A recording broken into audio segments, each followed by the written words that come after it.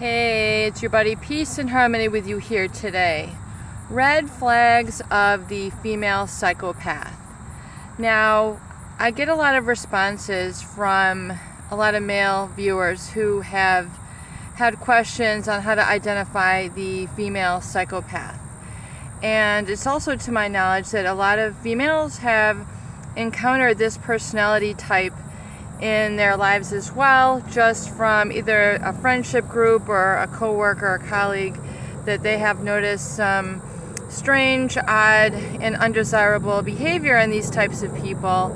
And what is kind of a profile of what these people look like? How can you better identify these types of people initially upon meeting them, so you're not subjected to their antics, their manipulation, brainwashing, control tactics, their superficial charm, the way that they try to pull one over on you or entice you and seduce you just within, a moment of meeting them.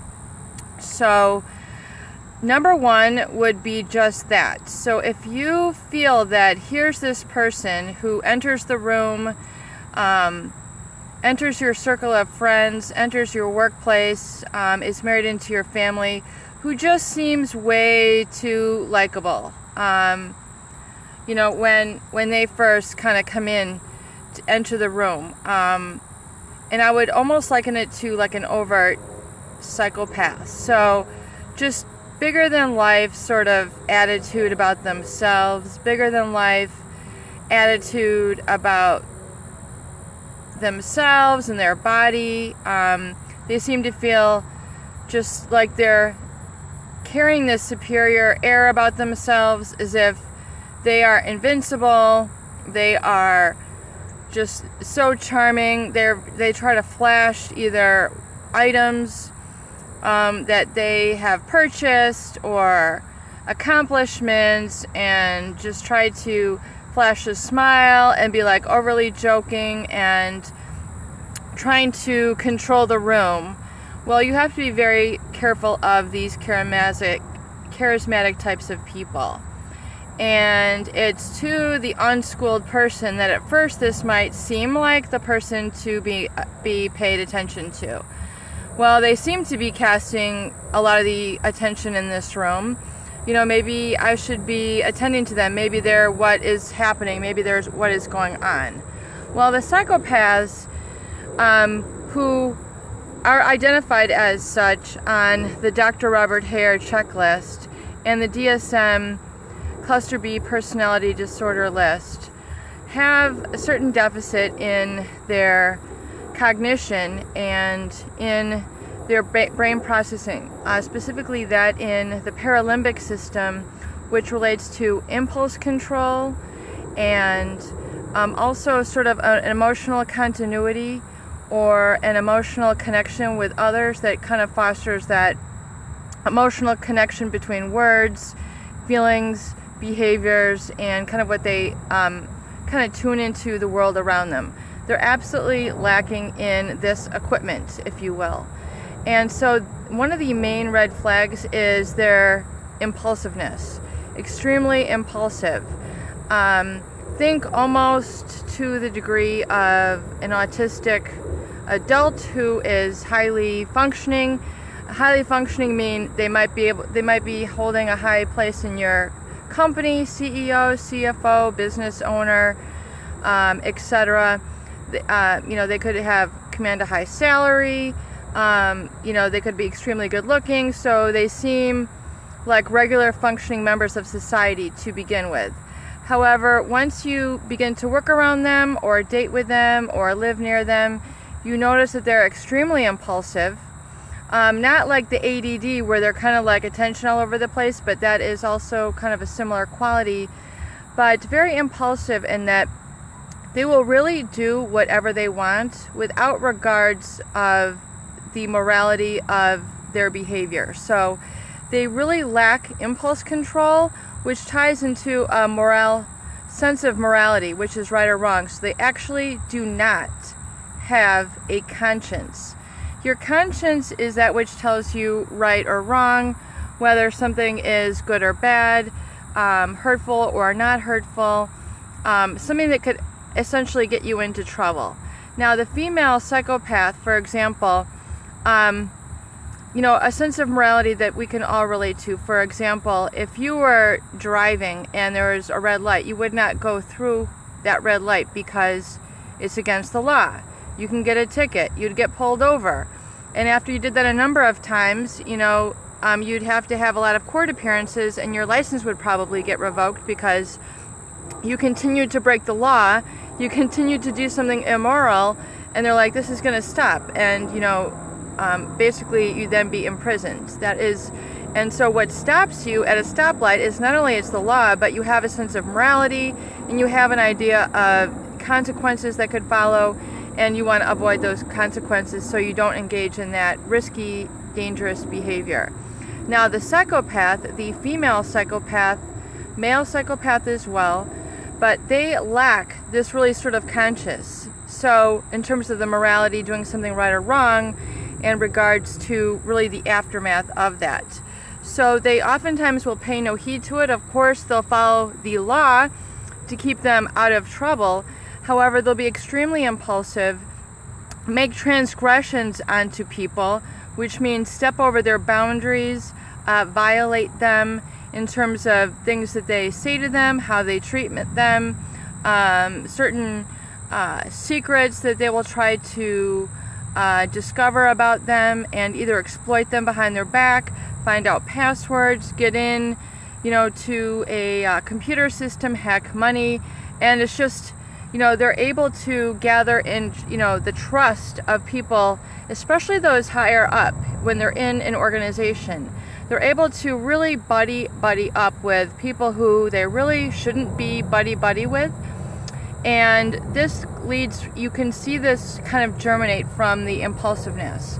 So for example, in a workplace setting, you might see a person, a sales representative, who is amongst the ranks of a sales representative, and yet you notice that this person is behaving impulsively, kind of when they're supposed to be in their office, they tend to jet out of their office, and they kind of go in unannounced at various other higher-ups' offices. They tend to then get into even higher chains and buddy up and befriend and gain the trust of those who are higher up, who they really are kind of like stepping up levels.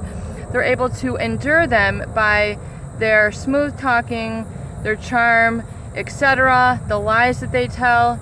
This is all part of their manipulation and control tactics. So the person, unbeknownst to what is happening to them, seems to be endearing to this person. They gain their trust. Next thing you know, they find out privy information, such as passwords, such as, who are the contacts in the office. And then they start developing these sort of pawn-type relationships with superiors in an organization. And they then start gaining their trust, and then speaking to them on specific times and events to give them information, to gain information. So they engage in this give and take, and essentially to violate and take advantage of usually the finances or contacts within that organization, or better yet, result in a smear campaign, which is going to go to basically put them at the top of what you might call the food chain or the power sequence. So that is how they maneuver. So if you see this sort of impulsive, out of character, out of normal behavior, that should give you a red flag, and you should not overlook that and not just say, oh, this guy is so good, or this girl is so professional. That is oftentimes worthy of looking askance at them, meaning be a little bit skeptical of these people and do not trust people like that right away. Really stop letting your guard down and befriending people without really getting to know them, so that you don't perpetuate that cycle of violation, and instead you're learning to identify a red flag. Also, the other thing about the female psychopath is they will quickly put on a mask in order to reflect and suit your needs. So, for example, if you are into a certain sort of opera, and you tend to confide in her that you love the opera, you love the Italian language. Next thing you know, even though she's had no previous exposure or desire to like the opera or the Italian language, she'll become an expert at the opera right away, some of the Italian language, and start trying to gain your trust and become just like one of you.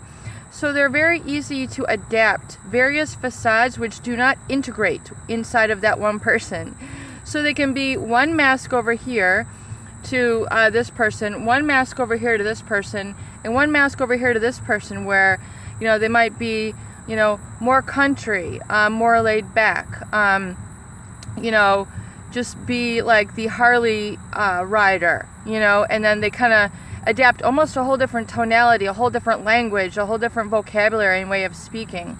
Then over here they try to be more paternal and treat their girlfriend like a little girl, and then cause her to be exploited through very little girl language and things of this nature. Over here they'll act like a total Democrat, and over here they'll act like a total Republican, so that they have no core values within themselves. They strictly put on a mask. They're always on. It is always a show. And it's very interesting. If you have ever seen the mask come off, you can feel a change of energy in the room, almost like a cold ice storm had just overtaken this person's body. Very cold, very there's something really empty and very evil lurking underneath all that smile. So they can flash the smile whenever they want, but underneath is a complete maniacal evil. It's not even really a person. It's an anti-humanity sort of what Dr. Robert Hare calls an interspecies predator.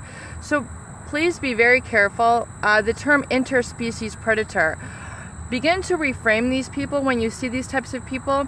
Do not see this, charming, affable woman.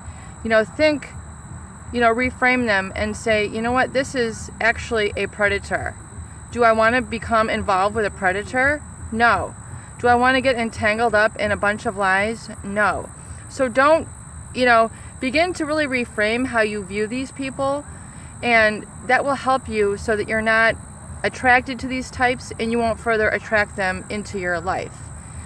Peace and harmony with you here today. I hope these insights help. Please share, please subscribe for more great tools, videos, discussions, and support.